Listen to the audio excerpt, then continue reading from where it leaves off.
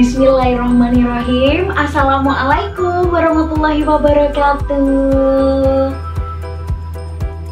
Ya, tidak ada yang menjawab nih. Coba pakai lagu. Seperti biasa ya, jawabannya kan kalian pasti sudah ingat. Assalamualaikum anak-anak yang baik. Iya, terima kasih. Oke, anak-anakku semuanya SB Lovers yang selalu bahagia, dan juga seluruh anak-anak di seluruh pelosok negeri ini dari Sabang sampai Merauke. Bagaimana kabarnya hari ini? Baik, baik. Oke, baik ya. Alhamdulillahirabbil alamin. Di kesempatan kali ini kita bisa bertemu kembali untuk membahas bersama tentang materi kita. Agak batuk ya. Ya, materi kita kali ini adalah tentang tema 6 subtema 2 pembelajaran pertama ya. Jadi kemarin kita sudah melakukan penilaian harian di subtema 1. Sekarang kita masuk ke subtema 2 pembelajaran pertama. Sudah siap semuanya? Oke, check this out anak-anak yang berbahagia. Hari ini kita akan belajar tentang bahasa Indonesia dan IPA. Jadi di tema 6 subtema 2 pembelajaran 1 ini kita akan belajar tentang IPA, yaitu tentang siklus hidup, dan kemudian ada bahasa Indonesia tentang puisi ya.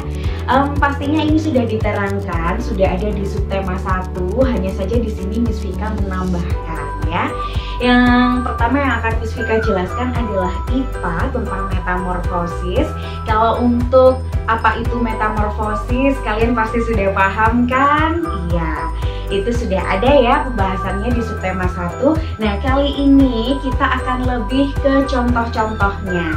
Jadi bagaimana contoh, apa saja contoh untuk metamorfosis sempurna, dan apa saja contoh untuk metamorfosis tidak sempurna.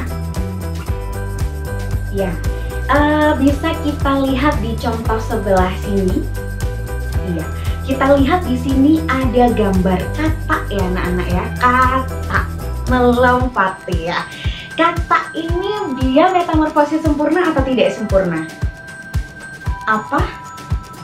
Iya, metamorfosis sempurna. Kenapa? Iya, betul, karena dia itu dari bertelur sampai induknya itu tidak sama begitu ya bentuknya. Jadi di gambar ini sudah dijelaskan bahwa kata itu pertama dari telur, kemudian dia berudu, kemudian dia tumbuhlah kaki belakangnya, kemudian dia tumbuh ekornya, kemudian dia menjadi kata dewasa. Itu untuk contoh metamorfosis sempurna. Nah, bagaimana Miss Vika untuk contoh yang tidak sempurna? Miss Vika contohi gambar di sebelah sini. Iya, kita lihat kecoa. Kecoa itu binatang yang Miss Vika takuti ya, karena dia juga bisa terbang. Jadi kecoa sendiri ini dia bentuknya hampir mirip-mirip ya. Jadi makanya itu kita sebut dia metamorfosis. Dia termasuk dalam metamorfosis tidak sempurna. Begitu ya anak-anak, betul? Iya. Kembali lagi. Oke, untuk selanjutnya pembahasan kedua di pembelajaran kali ini kita akan membahas tentang puisi. Puisi lagi, iya. Sebenarnya dari subtema 1 kemarin sudah ya. Maksudnya kita sudah membahas tentang puisi itu apa, kemudian ada bagian-bagiannya dalam puisi, masih ingat kan? Masih ingat? Iya, jadi ada larik, kemudian ada bait, ada rima, masih ingat tentunya? Iya. Sekarang kita akan membahas tentang langkah-langkah dalam membuat puisi. Miss Vika cantumkan di sini. Iya, jadi bisa kita baca bersama ya untuk langkah-langkah dalam membuat puisi. Jadi yang pertama yaitu menentukan tema ide atau gagasan utama ya. Jadi misalnya kalian idenya tentang apa ya, misalnya pantai begitu ya,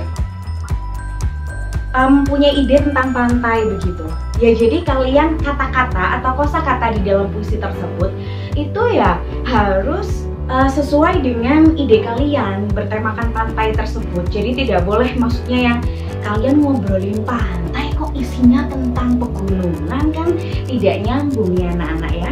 Jadi tema atau idenya itu harus kalian tentukan temanya apa ya. Oke, yang kedua, kita mengembangkan ide kita tadi atau gagasan utama kita lagi menjadi puisi bebas ya. Jadi kita kembangkan itu, kita tulis itu. Dan itu juga membutuhkan waktu. Kalian harus rileks ketika kalian mengerjakan ya. Jadi kalian harus rileks, harus santai seperti di pantai. Gak boleh banyak pikiran ya kalau kalian sedang mengerjakan sebuah puisi. Oke. Dan yang ketiga, membaca puisi tersebut berulang-ulang ya. Jadi membaca puisi itu juga harus berulang-ulang karena kalian harus coba berpikir dari awal, dari larik atau baris pertama hingga terakhir itu dia nyambung atau tidak ya. Ya kan? Kalian harus mencocokkan itu, mencocokkan kata demi kata, kalimat demi kalimat biar dia sambung menyambung menjadi satu. Itulah Indonesia. Aduh, Miss Vika banyak narinya ya dari tadi. Ya itu semua biar kalian tidak bosan. Oke ya. Jadi kemudian ketika mencoba membaca puisi, kalian juga harus belajar tentang 3 hal. Yang pertama tentang tempo. Tempo, sudah belajar apa itu tempo? Iya, tempo adalah tinggi rendahnya nada. Jadi tidak mungkin kan kalian ketika membacakan sebuah puisi itu nadanya tinggi, terus itu kan kayak orang marah ya. Atau nadanya rendah, terus aduh itu mau baca puisi atau sedih ya. Aduh, jadi kita harus menentukan tinggi rendahnya itu. Jadi kalau waktunya tinggi ya tinggi, waktunya rendah ya rendah, waktunya biasa ya biasa saja. Kemudian cepat lambatnya bacaan itu. Tidak mungkin kita membaca puisi itu cepat terus, atau aduh ini mau baca puisi atau mau jadi penyiar radio ya cepet banget begitu, atau kelambatan banget juga tidak boleh anak-anak. Jadi harus biasa, harus stabil ya. Dan yang ketiga adalah penghayatan ya, atau kita sering sebut juga ekspresi ya. Jadi pakai ekspresi dong pastinya untuk membaca puisi itu, entah itu ekspresi marah, ekspresi senang, ekspresi sedih. Aduh, ada yang Miss Vika pernah tahu untuk membaca puisi itu anak kelas 2 atau kelas 1 SD begitu ya. Dia itu membacanya terharu sekali, maksudnya sampai sampai nangis begitu, dan ternyata penonton yang lain juga menangis gitu. Nah, jadi penghayatan itu penting ya, biar bisa membawa suasana tersebut sesuai dengan puisi yang kalian baca. Begitu. Ya, demikianlah anak-anakku pelajaran kita hari ini. Mohon maaf Miss Vika banyak narinya ya, dari tadi banyak begini. Nah, itu yang disebut sebagai ekspresi. Jadi Miss Vika menerangkan ke kalian semuanya dengan ekspresi yang senang pastinya ya, tidak sedih. Oke, terima kasih, semoga pelajarannya bermanfaat. Ingat tadi tugasnya apa, dikerjakan dengan baik. Kita bertemu lagi di pembelajaran selanjutnya. Terima kasih anak-anakku atas perhatiannya, dan jangan lupa untuk selalu ingat pesan ibu untuk selalu memakai masker, mencuci tangan dengan sabun, dan menjaga jarak dengan yang lainnya. Terima kasih ya atas semua perhatiannya, dan mohon maaf atas segala kekurangannya. Billahi taufiq wal hidayah wal ridha wal inayah. Wassalamualaikum warahmatullahi wabarakatuh.